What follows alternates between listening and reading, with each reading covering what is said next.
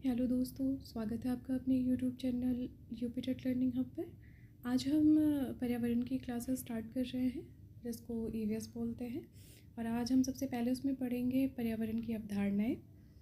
आइए पढ़ते हैं। पहली अवधारणा है नियतिवादी अवधारणा। इस अवधारणा का मानना है कि प्रकृति श्रेष्ठ होती है और मनुष्य गौड़ होता है, अर्थात प्रकृति के हाथों में ही सब कुछ है। मनुष्य प्रकृति के हाथों का खिलौना है।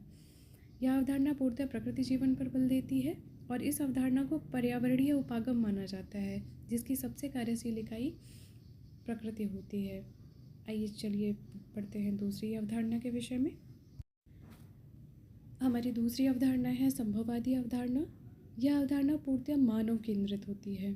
इस अवधारणा में मानव को श्रेष्ठ माना जाता है और प्रकृति को गौड़ माना जाता है।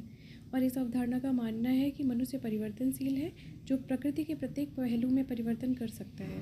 आज हम जैसे देखते हैं कि प्रकृति के प्रत्येक पहलू में मानव परिवर्तन करता है। यह अवधारणा प्रयोगवाद और विज्ञानवाद पर बल देती है।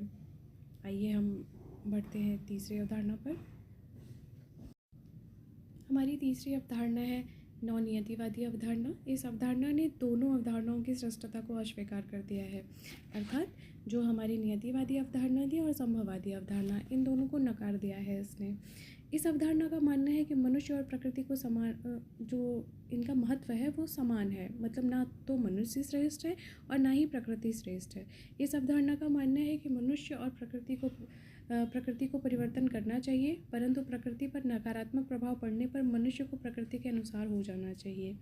यह अवधारणा सतत विकास या धारणीय विकास पर बल देती है, मतलब दोनों इतने श्रेष्ठ नहीं हो, आप दोनों का समान महत्व है। मीन्स मनुष्यों का भी समान महत्व है, प्रकृति का भी समान महत्व है।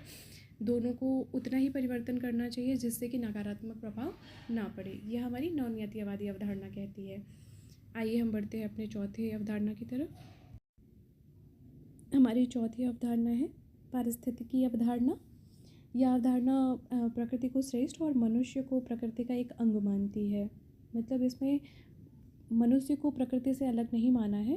पारिस्थितिकी अवधारणा में मनुष्य को प्रकृति का एक अंग माना गया है और इस अवधारणा का मानना है कि मनुष्य को समस्त परिवर्तन का अवसर स्वयं प्रकृति प्रदान करती है, अर्थात अगर प्रकृति ना चाहे तो वह मनुष्य उसमें परिवर्तन नहीं कर सकता है।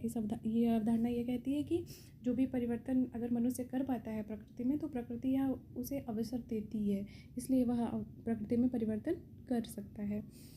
यह अवधारणा समाज की स्थिरता पर बल देती है। आई होप आप सबको प्रकृति के चारों अवधारणाओं के विषय में जानकारी हो गई होगी।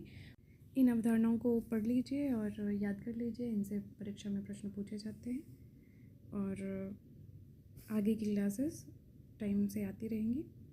Thank you.